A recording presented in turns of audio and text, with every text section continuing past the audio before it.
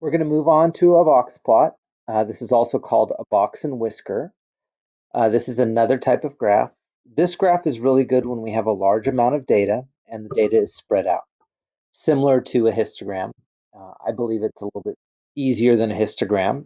The one thing that is difficult is you have to put the numbers in order. So once we put the numbers in order, it's not too bad. Our second step is we're going to find the 5-number summary.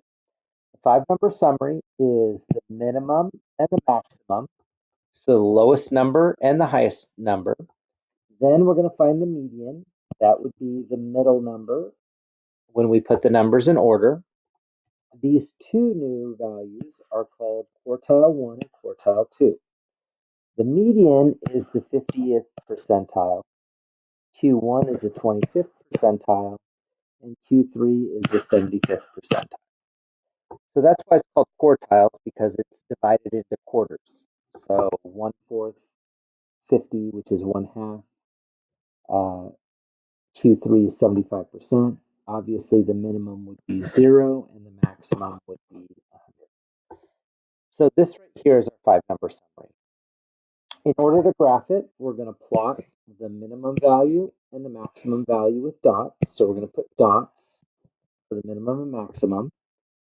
And then we have lines. We're going to draw vertical lines for Q1, the median, and Q3. So what it's going to look something like is we have 3 lines that make a box, and then we have 2 points. So some people call it a box and whisker plot because we have a box and then we have 2 whiskers. And that, of course, is our last step. So with our first example, the numbers are in order to start us off and make it a little bit easy for us. What we're going to do is we're going to find our 5-number summary. So our minimum,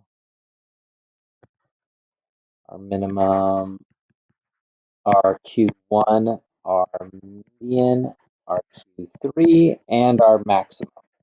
This right here is our 5-number summary. Minimum and maximum are always easy when the numbers are in order. It's the first one and it's the last one. So what we have is our minimum and maximum. Next we're going to find is the median, and the median is the middle number. So we have to figure out how many numbers there are. 1, 2, 3, 4, 5, 6, 7, 8, 9, 10, 11. So that means there are 5 on the one side and 5 on the other. This right here would be our middle number, which is 9. Now, the next part, what we're going to do is we're going to find the middle number for the first half of the data. So the median cuts the data in half. So what we have is 5 on the left and 5 on the right. The Q1 is the middle of the first half of the data, which would be 3.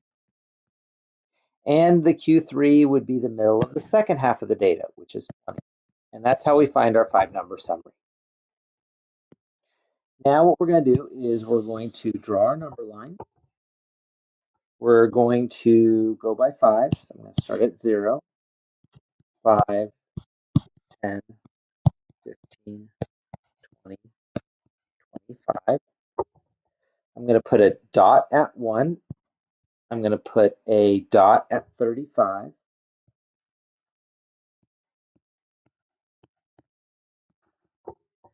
I'm going to put lines at 3, at 9, at 20. I'm going to make a box with those lines.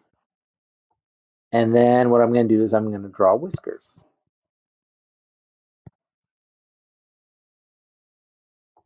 Now, after we graph it, what we're going to do is we're going to talk about the distribution. So we have SOX, which describes the distribution. First thing is our shape. And our shape would be skewed right. And the reason that it's skewed right is this right here is the center of the graph. Notice that it's about 10.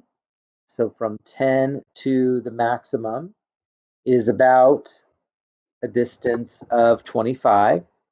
And then from the median, which is almost 10, I mean, technically it's 9, to the minimum, which is close to 0, that would be less than 10 right there. So clearly it's more spread out on the right-hand side. That's why it's skewed right. Outliers, there's no gaps. Tomorrow we're going to be looking at what makes a gap, but for right now, for all of these, it's going to be no outliers. Then what we have is our center. And our center for these is always going to be the median because we know what the median is. That was one of our points, which is 9. It's much easier to find than the mean and the mode. And then our spread, we're going to stick with the range.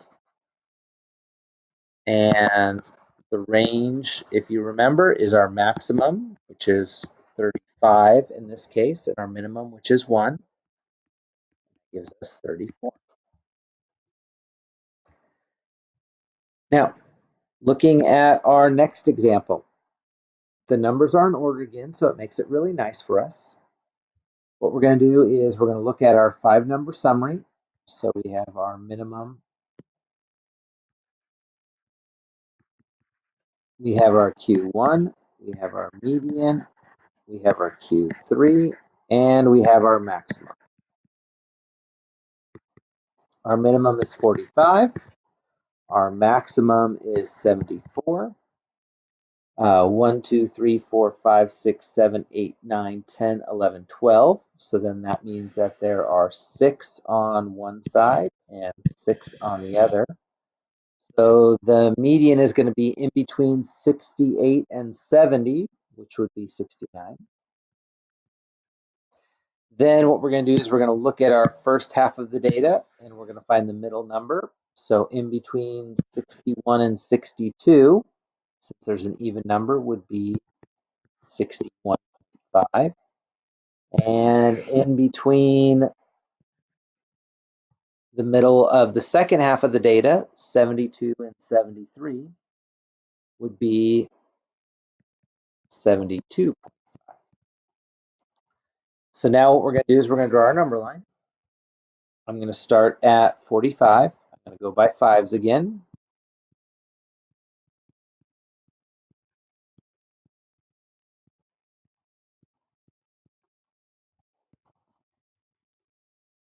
And I have a dot at 45. I have a dot at 74, which is a little bit before 75. Then I have 3 lines. One at 61.5, which is a little bit past 60. One at 69, a little bit before 70. And one at 72.5. So we have our box, we have our whiskers. Now we're going to describe our distribution. We're going to talk about our shape. And with the shape, notice that this is the middle. It's definitely longer on the left-hand side as it is on the right-hand side. So that means it's going to be skewed left. Our outliers, once again, we're just going to say none for right now. Tomorrow we're going to be finding out how we find outliers. Our center is our median in this case because we already found it, so it's really easy to put, 69. And then for our spread, what we're going to do is stick with our range. And remember, it's our maximum, which is 74, minus our minimum, which is 45. And that right there gives us 29.